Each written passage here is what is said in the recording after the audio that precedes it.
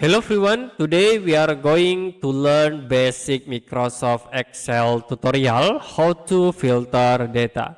So we have this sample tables, and if you want to set a filter, you can select all tables, go to editing, and then you can click on filter drop down menu, click on filter. So we have the drop down icons in the top of these tables. You can click to show the filter. Like I will deselect all and only set for the mango. Click OK. It will be on the sort for the mango. Okay, we have this the filter icons. To back into the default, you can check all option in here. Okay, I will filter again in value. Like I will set only 100. Click OK. It will be filter only the 100 in the value. You can change again into another, like I will set again into 50. Click OK. We show into 50.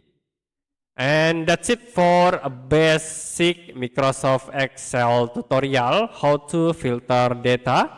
If you have any question about tutorial, you can comment below this video.